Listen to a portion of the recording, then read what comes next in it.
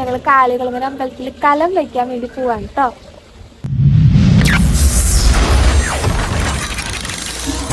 Hello dear friends, എല്ലാവർക്കും adjust വ്ലോഗിന്റെ പുതിയൊരു വീഡിയോയിലോട്ട് സ്വാഗതം. നമ്മളിന്ന് പോവാൻ പോകുന്നത് കാളികുളങ്ങര അമ്പലത്തിലാണ്. അവിടെ കലം വെക്കാനായിട്ട് പോവാണ്. കാളികുളങ്ങര അമ്പലത്തെ കുറിച്ചിട്ടും അവിടുത്തെ വിശേഷ വഴിപാടുകളെ കുറിച്ചിട്ടും അമ്പല ചരിത്രത്തെ കുറിച്ചിട്ടൊക്കെ നമ്മൾ കഴിഞ്ഞ വർഷം ഒരു വീഡിയോ ചെയ്തിട്ടുണ്ട്. അപ്പോൾ ആ വീഡിയോ കാണാത്ത എല്ലാ കൂട്ടുകാരും വേഗം പോയിട്ട് ആ വീഡിയോ കൂടി ഒന്ന് കാണണം കേട്ടോ. അങ്ങനെ നമ്മൾ അമ്പലത്തിലെത്തി വണ്ടിയൊക്കെ പാർക്ക് ചെയ്തതിന് ശേഷം പോവാണ് കേട്ടോ കലം വെക്കാനായിട്ട്. കണ്ടില്ലേ എന്ത് തിരക്കാണല്ലേ. അപ്പോൾ അവിടെ തന്നെ കുറേ ചെറിയ ചെറിയ കടകളുണ്ട്. അവിടെ നിന്ന് നമ്മൾ അരിയും ശർക്കരയും കലം വെക്കാൻ ആവശ്യമായിട്ടുള്ള ബാക്കി എല്ലാ ഐറ്റംസും അവിടെ നിന്ന് തന്നെ വാങ്ങിക്കാം കേട്ടോ. അപ്പോൾ കുറച്ച് റേറ്റ് കൂടുതലാണെങ്കിലും നമുക്ക് എല്ലാവരും ആ ഒരു അളവിനനുസരിച്ച് അവിടെ നിന്ന് കിട്ടും. നമ്മളൊന്നും വേറെ ചിന്തിക്കേണ്ട ആവശ്യമില്ല. ഇപ്പോൾ ചുക്കിൻ്റെ പൊടിയായിട്ട് ജീരകത്തിൻ്റെ പൊടിയായിട്ട് അതൊക്കെ ഇങ്ങനെ ചെറിയ ചെറിയ പാക്കറ്റായിട്ട് കിട്ടും കേട്ടോ. അപ്പം അങ്ങനെ വെച്ച് നോക്കുമ്പോൾ നമുക്ക് ലാഭമാണ്. എങ്കിലും കുറച്ച് റേറ്റ് കൂടുതലാണ്, എന്നാലും കുഴപ്പമില്ല കേട്ടോ. ഞാൻ കലം വെക്കാനുള്ള സ്ഥലം നോക്കി നടക്കാണ്.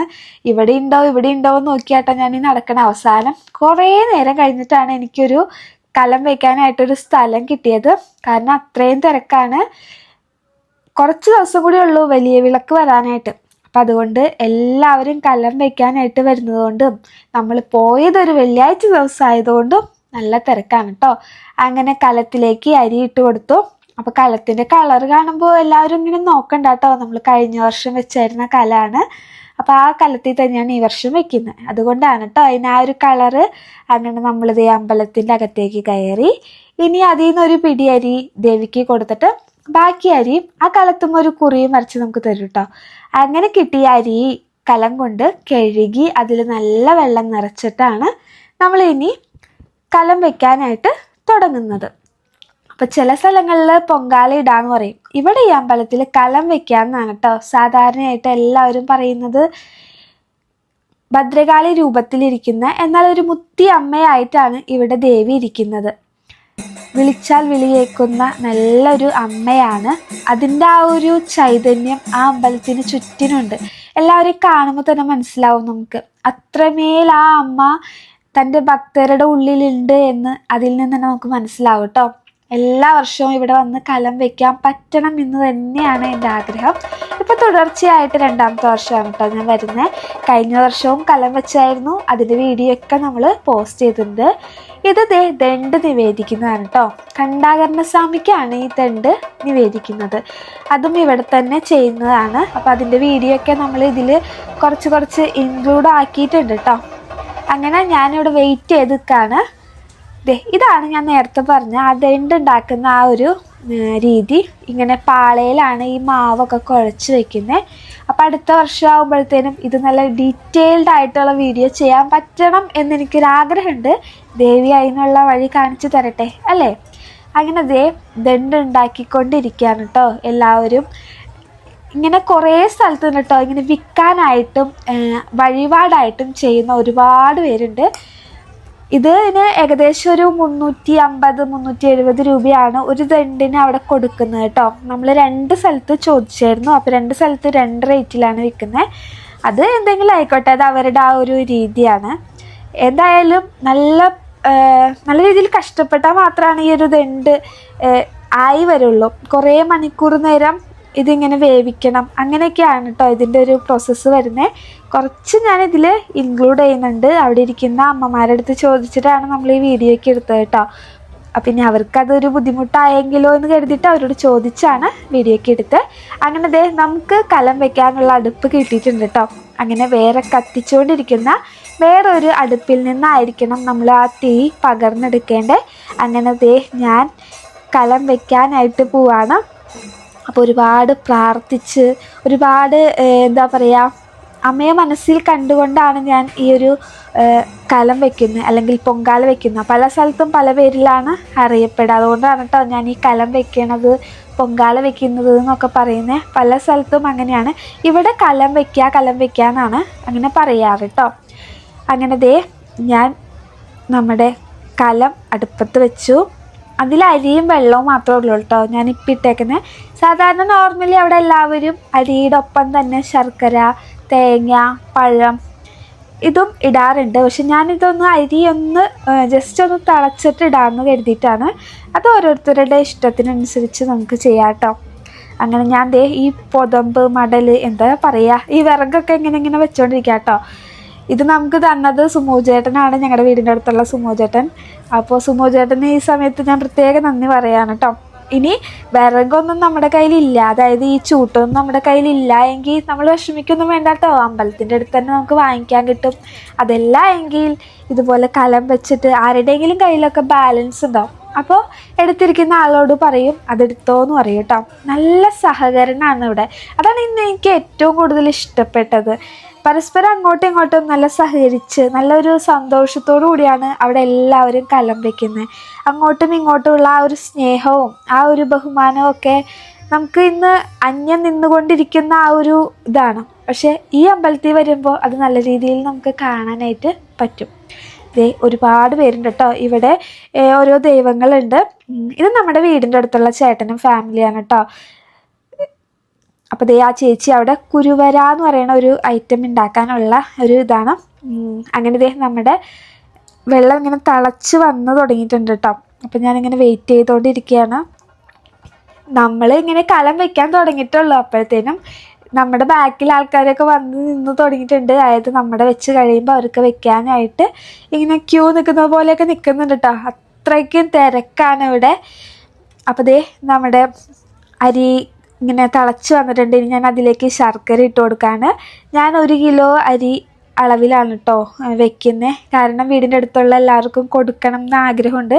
അപ്പോൾ അതുകൊണ്ട് 1 കിലോ അരിക്കാണ് ഞാൻ കലം വെക്കുന്നത്. തേങ്ങയാണെന്നുണ്ടെങ്കിൽ ഞാൻ വീട്ടിൽ നിന്ന് തന്നെ ചിരകിയിട്ടാണ് കൊണ്ടുവന്നത്. വാഴയില വാട്ടിയിട്ട് അതിലിട്ടാണ് കൊണ്ടുവന്നത്. ഇനി നമുക്ക് തേങ്ങ ചിരകാനുള്ള സൗകര്യമൊക്കെ ഇവിടെ ഉണ്ട് കേട്ടോ. ഇവിടെ തിരക്ക് കൂടുതലായതുകൊണ്ടാണ് ഞാൻ അങ്ങനെ ചെയ്തത്. അതാകുമ്പോൾ നമുക്ക് അധികം സമയം വെറുതെ കളയണ്ടല്ലോ എന്ന് കരുതിയിട്ട്. ഇനി ഇതിലേക്ക് പഴം ഇട്ട് കൊടുക്കുന്നുണ്ട്. പഴം ചെറിയ പീസാക്കിയാണ് ഇട്ട് കൊടുത്തത്. ഞാൻ കത്തിയോ സ്പൂണോ ഒന്നും കൊണ്ടുവന്നിട്ടുണ്ടായിരുന്നില്ല. അതുകൊണ്ട് കയ്യിലാണ് കേട്ടോ ഇങ്ങനെ ചെറിയ പീസാക്കിയിട്ട് ഇട്ട് കൊടുത്തായിരുന്നത്. പിന്നെ നന്നായിട്ട് പുകയൊക്കെ അവിടെ നിന്ന് ഇവിടെ നിന്നൊക്കെ ഇങ്ങനെ വരുന്നത് കൊണ്ട് തന്നെ കണ്ണിലൊക്കെ ഇങ്ങനെ പുക അടിച്ചിട്ട് ഭയങ്കര ചെറിയൊരു ബുദ്ധിമുട്ടൊക്കെ ഉണ്ടായിരുന്നു. അത് പിന്നെ അവിടെ നിറച്ച ആൾക്കാരാണല്ലോ, ആ ഒരു ഇതിൽ അതൊക്കെ ഉണ്ടാവും. പക്ഷേ ഈ ഒരു പ്രാവശ്യം കലം വെച്ചപ്പോൾ മനസ്സിൽ എന്തെന്നറിയാത്ത വലിയ ഒരു സന്തോഷം ഉണ്ടായിരുന്നു. അമ്മ എന്നും എൻ്റെ കൂടെ ഉണ്ടാവും എന്ന് ഞാൻ വിശ്വസിക്കുന്നു. ഇനി ഞാനതിലേക്ക് അണ്ടിപ്പരിപ്പൊക്കെയാണ് കേട്ടോ ഇട്ട് കൊടുക്കുന്നത്. അണ്ടിപ്പരിപ്പൊക്കെ ഞാൻ നേരത്തെ കാണിച്ച ആ കടയിലേ അവിടെ നിന്നാണ് വാങ്ങിച്ചത്. അത് നമുക്ക് ആദ്യമായിട്ട് കലം വയ്ക്കുന്നവർക്ക് ചിലപ്പോൾ ഇതിന് എത്ര അളവാണ് യൂസ് ചെയ്യേണ്ടതെന്നൊന്നും അറിയില്ല. ന്യൂജൻ പിള്ളേരൊക്കെ ഉണ്ടല്ലോ നമ്മുടെ. അപ്പോൾ അവർക്കൊക്കെ ഇങ്ങനെ വെക്കാൻ എന്തോരം അരി വേണം, എന്തോരം സാധനങ്ങൾ വേണം എന്നൊന്നും അറിയില്ല. എങ്കിൽ പോലും ഒരു ബുദ്ധിമുട്ടില്ല കേട്ടോ. കടയിൽ അവിടെ ചെന്നിട്ട് പറയാം നമുക്ക് 1/2 കിലോനാണോ വേണ്ടേ, 1 കിലോനാണോ വേണ്ടേ, എത്രയാണോ വേണ്ടത് അത് ആ ചേട്ടന്മാരോട് പറഞ്ഞു കഴിഞ്ഞാൽ അവരതിൻ്റെ ആ കറക്റ്റ് അളവിലുള്ള എല്ലാ ഐറ്റംസും നമുക്ക് എടുത്തു തരും. അങ്ങനെ എൻ്റെ കലം ഞാനിങ്ങനെ മിക്സ് ചെയ്തുകൊണ്ടിരിക്കുകയാണ്. കാരണം അടി പിടിക്കാണ്ട് നോക്കണം, അതാണ് മസ്റ്റായിട്ടുള്ള കാരണം. അടി പിടിക്കാതിരിക്കാൻ നമ്മൾ നന്നായിട്ട് ശ്രദ്ധിക്കണം കേട്ടോ. മൺകല ആയതുകൊണ്ട് തന്നെ അടി പിടിക്കാനുള്ള ചാൻസ് കുറച്ച് കൂടുതലാണ്. ഞാനിങ്ങനെ തവി വെച്ചിട്ട് നന്നായിട്ട് മിക്സ് ചെയ്തുകൊണ്ടിരിക്കുക കേട്ടോ. അപ്പോൾ ഈ തവി എന്താണെന്ന് വെച്ച് കഴിഞ്ഞാൽ, തവി കൊണ്ടുവരുന്നവരുണ്ട്. പണ്ട് കാലം മുതലേ ഇങ്ങനെ ഈ തെങ്ങിൻ്റെ പട്ടയിലേ അത് വെച്ചിട്ടാണ് ഇങ്ങനെ മിക്സ് ചെയ്യാനായിട്ട് കയ്യിലിന് പകരം യൂസ് ചെയ്തായിരുന്നത്. അതുകൊണ്ടാണ് ഞാനിപ്പോഴും അത് തന്നെ എടുക്കാനുള്ള കാരണം കേട്ടോ. ഇനി ഇതിലേക്ക് മഞ്ഞൾപ്പൊടി ഇട്ട് കൊടുക്കുന്നുണ്ട്. നമ്മൾ വേറെ അമ്പലത്തിലൊക്കെ പോകുമ്പോൾ ഇതുപോലെ മഞ്ഞൾപ്പൊടി ഇടുന്നത് ഞാൻ അധികം കണ്ടിട്ടില്ല. പക്ഷേ ഇവിടെ മഞ്ഞൾപ്പൊടി ഇടും കേട്ടോ. പിന്നെ ഏലക്കായ അത്രയൊന്നും ഇട്ടില്ല കേട്ടോ. ആ പാക്കറ്റിലുണ്ടായത് ജസ്റ്റ് ഞാൻ കാണിച്ചു എന്നുള്ളൂ. പിന്നെ ചുക്കിൻ്റെ പൊടി, ജീരകത്തിൻ്റെ പൊടി അതൊക്കെ ഇട്ട് കൊടുക്കുന്നുണ്ട് കേട്ടോ. അതൊക്കെ ഒരു ചെറിയ ചെറിയ പാക്കറ്റുകളിലായിരുന്നു. അതുകൊണ്ട് തന്നെ നമുക്ക് സുഖമാണ് ഇട്ട് കൊടുക്കാനായിട്ട്. കൂടുതലായിട്ടും വരില്ല, എന്നാൽ കുറഞ്ഞും പോവില്ല. കറക്റ്റ് അളവിൽ തന്നെ നമുക്ക് കിട്ടിയിട്ടോ. അങ്ങനെ അതെല്ലാം ഇട്ട് കൊടുത്ത് നല്ല രീതിയിൽ ഞാൻ അമ്മയ്ക്ക് പൊങ്കാലപ്പായസം തയ്യാറാക്കി. ഇനി ലാസ്റ്റായിട്ട് ഇതിലേക്ക് ചേർത്ത് കൊടുക്കുന്നത് നെയ്യാണ്. നെയ്യ് കുറച്ച് കട്ട പിടിച്ചിരിക്കുകയായിരുന്നു. അപ്പം ഞാൻ ആ ചൂടിൻ്റെ അടുത്ത് കൊണ്ടുപോയി വെച്ചിട്ട് നെയ്യ് അങ്ങനെ ഒഴിച്ചു കൊടുക്കായിരുന്നു കേട്ടോ. എന്തായാലും മനസ്സിന് നല്ലൊരു സന്തോഷം ഉണ്ടായിരുന്നു. അപ്പോൾ ഇവിടുത്തെ വലിയ വിളക്ക് വരുന്നുണ്ട്. ഈ മലയാള മാസം 12-ാം തീയതിയാണ്. അപ്പോൾ ആ ഒരു വീഡിയോ കാണാൻ എല്ലാവർക്കും താല്പര്യമുണ്ടോ? ഉണ്ടെങ്കിൽ തീർച്ചയായിട്ടും എല്ലാവരും കമൻറ്റ് ചെയ്യണം കേട്ടോ, താല്പര്യമുണ്ടെന്ന്. അങ്ങനെ താല്പര്യമുണ്ടെങ്കിൽ തീർച്ചയായിട്ടും നമ്മൾ ആ വീഡിയോ ഇതിൽ ഇൻക്ലൂഡ് ചെയ്യുന്നതായിരിക്കും. ഈ അമ്പലത്തിലെ ഏറ്റവും വിശേഷപ്പെട്ട ഒരു ഇതാണ് വലിയ വിളക്ക് എന്ന് പറയുന്നത്. അത് വെളുപ്പിനാണ് നടക്കുക. അപ്പോൾ ആ വീഡിയോ കാണാൻ താല്പര്യമുണ്ടെങ്കിൽ തീർച്ചയായിട്ടും എല്ലാവരും നമ്മുടെ ഈ വീഡിയോയ്ക്ക് കമൻറ്റ് ചെയ്യണം, അതുപോലെ തന്നെ ലൈക്കും ചെയ്യണം കേട്ടോ. കമൻറ്റ് ചെയ്ത് കഴിഞ്ഞാൽ തീർച്ചയായിട്ടും ഞാൻ ആ വീഡിയോ പോസ്റ്റ് ചെയ്യുന്നതായിരിക്കും.